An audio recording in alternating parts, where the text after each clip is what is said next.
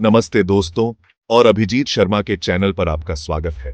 आज हम एक ऐसे देश के बारे में बात करने जा रहे हैं जो रहस्य और विरोधाभासों में डूबा हुआ है, उत्तर कोरिया। अब आप सोच रहे होंगे, अभिजीत, उत्तर कोरिया क्या वो थोड़ा उबाऊ नहीं है? बिल्कुल नहीं दोस्तों। उत्तर कोरिया एक एकांत रहस्यमयी देश होने के बावजूद एक शक्तिशाली शक्ति है। देखिए, उत्तर कोरिया सिर्फ अजीबोगरीब हेयर स्टाइल और परेड के बारे में नहीं है। ये एक ऐसा देश है जिसने अपनी सैन्य शक्ति, विचारधारा और आंतरिक नियंत्रण के जरिए दुनिया को अपनी शर्तों पर झुकने पर मजबूर कर दिया है। यह ऐसा देश है जो नियमित रूप से अंतर्राष्ट्रीय कानूनों की धज्जियां उड़ाता है और फिर भी किसी न किसी तरह इसके साथ ही काम चलाता रहता है। तो आज हम इसी किसी न किसी तरह के बारे में जानेंगे। हम उत्तर कोरिया की शक्ति के रहस्यों का पर्दाफाश करेंगे, इसके हथियारों से लेकर इसके प्रचार तंत्र तक और उन सभी तरीकों से जो यह दुनिया को प्रभावित करता है।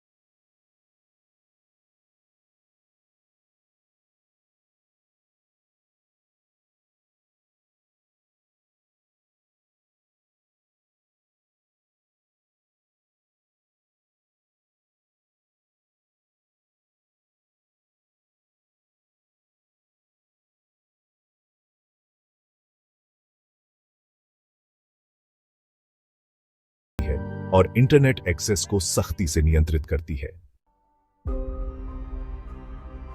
उत्तर कोरिया की सैन्य शक्ति इसकी विशाल सेना और आक्रामक सिद्धांत पर आधारित है। यह नीति सोंगुन यानी सेना पहले के सिद्धांत पर आधारित है। उत्तर कोरिया के पास 12 लाख सैनिकों की विशाल सेना है। लाखों नागरिकों को रिजर्व बलों में प्रशिक्षित किया जाता है। सेना में अनिवार्य सैन्य सेवा है। उत्तर कोरिया अपनी मिसाइल क्षमताओं का लगातार विकास कर रहा है। देश ने विभिन्न श्रेणियों की बैलिस्टिक मिसाइलों का परीक्षण किया है।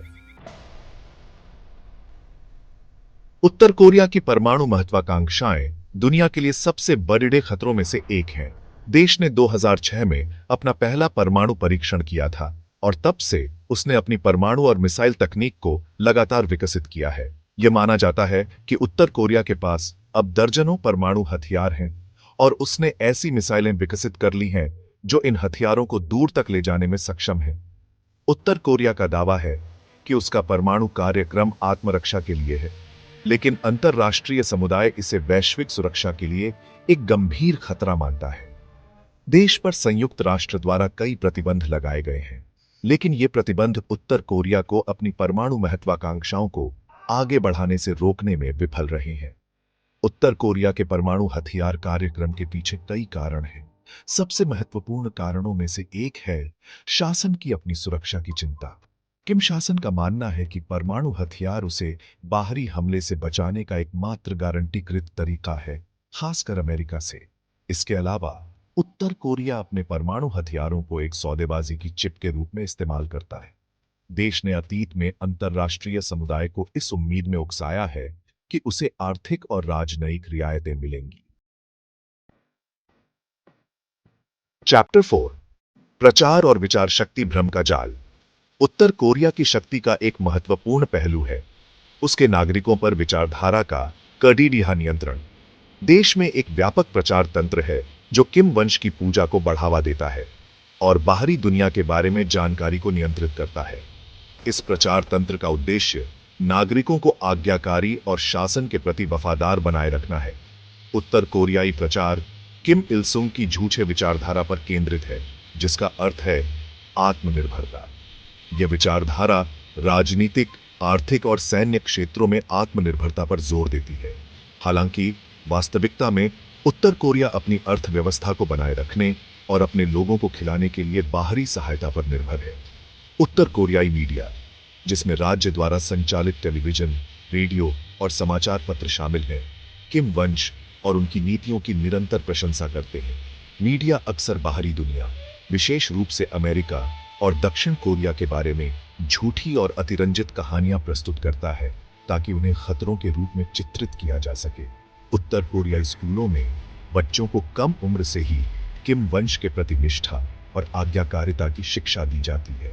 उन्हें किम इल सुंग और किम जोंग इल के जीवन और कार्यों के बारे में कहानियां सुनाई जाती हैं, जिन्हें महान नेता और उद्धारकर्ता के रूप में चित्रित किया जाता है। बच्चों को यह भी सिखाया जाता है कि उत्तर कोरिया दुनिया का सबसे महान देश है और बाकी दुनिया उनसे ईर्ष्या करती है।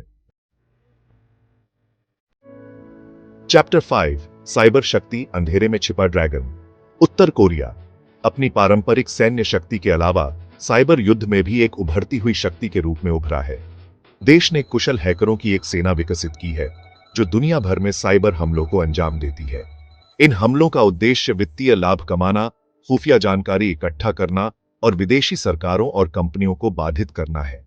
उत्तर कोरिया की सबसे कुख्यात हैकिंग इकाई ब्यूरो 121 है, जिसे लाजरस ग्रुप के रूप में भी जाना जाता है। यह इकाई बैंकों, वित्तीय संस्थानों और क्रिप्टोकरेंसी एक्सचेंजों पर कई हाई प्रोफाइल साइबर हमलों के लिए जिम्मेदार रही है। 2014 में ब्यूरो 121 ने सोनी पिक्चर्स एंटरटेनमेंट पर एक विनाशकारी साइबर हमला किया, जिससे फिल्म स्टूडियो के कंप्यूटर सिस्टम को भारी नुकसान पहुंचा और गोपनीय जानकारी लीक हुई। उत्तर कोरिया अपने साइबर हमलों को अंजाम देने के लिए अत्याधुनिक तकनीकों और रणनीतियों का उपयोग करता है। देश के हैकर अपनी पहचान छुपाने और अपने ट्रैक को कवर करने में माहिर हैं, जिससे उन्हें पकड़ना मुश्किल हो जाता है। उत्तर कोरियाई हैकरों को चीन, रूस और दक्षिण पूर्व एशियाई देशों जैसे देशों में संचालित करने के लिए भी जाना जाता है, जिससे उन्हें और भी अधिक सुरक्षा मिलती है। चैप्टर 6, आंतरिक नियंत्रण शक्ति, खामोशी की दीवार। उत्तर कोरिया दुनिया के सबसे दमनकारी और अलग-थलग देशों में से एक है। किम शासन अपने नागरिकों पर लोहे की मुट्ठी से शासन करता है, उनकी आवाजों को दबाता है और उनके जीवन के हर पहलू को नियंत्रित करता है। देश में मानवाधिकारों का घोर उल्लंघन होता है, जिसमें मनमानी गिरफ्तारी, यातना, जबरन श्रम और फांसी की सजा शामिल है। उत्तर कोरिया में कोई अभिव्यक्ति की स्वतंत्रता, प्रेस की स्वतंत्रता या धर्म की स्वतंत्रता नहीं है। सरकार सभी मीडिया को नियंत्रित करती है और इंटरनेट एक्सेस को सख्ती से सीमित करती है। नागरिकों को सरकार या किम वंश की आलोचना करने की अनुमति नहीं है और ऐसा करने वालों को कठोर दंड का सामना करना पड़ता है। उत्तर कोरिया का सबसे कुख्यात पहलू इसका राजनीतिक जेल शिविर प्रणाली है। इन शिविरों में अनुमानित 80,000 से 1,20,000 राजनीतिक कैदी हैं, जिन्हें बिना किसी मुकदमे या उचित प्रक्रिया के हिरासत में लिया गया है। कैदियों को जबरन श्रम, यातना, भूखमरी और अन्य अमानवीय परिस्थितियों का सामना करना पड़ता है। चैप्टर 7, अंतरराष्ट्रीय संबंधों से शक्ति, अकेला भेट दिया उत्तर कोरिया। अपनी अलगाववादी नीतियों के बावजूद अंतरराष्ट्रीय समुदाय में एक महत्वपूर्ण खिलाड़ी बना हुआ है। देश के सीमित लेकिन रणनीतिक संबंध हैं, खासकर चीन और रूस के साथ। उत्तर कोरिया इन संबंधों का उपयोग आर्थिक और राजनैतिक समर्थन हासिल करने के लिए करता है, साथ ही अंतरराष्ट्रीय प्रतिबंधों के प्रभाव को कम करने के लिए भी। चीन उत्तर कोरिया का सबसे महत्वपूर्ण सहयोगी और व्यापारिक भागीदार है। चीन उत्तर कोरिया को खाद्य, ईंधन और अन्य आवश्यक वस्तुओं का महत्वपूर्ण स्रोत प्रदान करता है। चीन उत्तर कोरिया के लिए एक राजनयिक ढाल के रूप में भी काम करता है, जो संयुक्त राष्ट्र में प्रतिबंधों और निंदा के प्रस्तावों को अवरुद्ध करता है। रूस उत्तर कोरिया के साथ ऐतिहासिक संबंध रखता है और हाल के वर्षों में दोनों देशों के बीच संबंधों में वृद्धि हुई है। रूस उत्तर कोरिया को सैन्य उपकरण और प्रौद्योगिकी प्रदान करता है और दोनों देश आर्थिक और ऊर्जा क्षेत्रों में सहयोग करते हैं। उत्तरों, क्या उत्तर कोरिया वाकई शक्तिशाली है? तो दोस्तों, जैसा कि आप देख सकते हैं, उत्तर कोरिया की शक्ति एक जटिल और बहुआयामी चीज है। यह सिर्फ मिसाइलों और परमाणु हथियारों के बारे में नहीं है, बल्कि प्रचार, नियंत्रण और रणनीतिक चालाकी के एक जटिल जाल के बारे में है। उत्तर कोरिया एक ऐसा देश है जो खुद को कम आंकने की गलती करने वालों को लगातार चौंकाता रहा है। अब सवाल यह उठता है कि क्या यह छोटा सा बाघ वास्तव में बड़े भालू यानी अमेरिका को चुनौती दे सकता है? सच कहूं तो सीधे टक्कर में उत्तर कोरिया का पलड़ा भारी नहीं है, लेकिन और यह एक बड़ढ़ा लेकिन है। उत्तर कोरिया की ताकत उसकी क्षमता में नहीं, बल्कि उसकी अप्रत्याशितता और जोखिम उठाने की इच्छा में निहित है। निष्कर्ष, उत्तर कोरिया की शक्ति एक जटिल और खतरनाक मिश्रण है। सैन्य ताकत, परमाणु हथियार, विचारधारात्मक नियंत्रण, साइबर युद्ध और वैश्विक राजनीति में रणनीतिक संतुलन।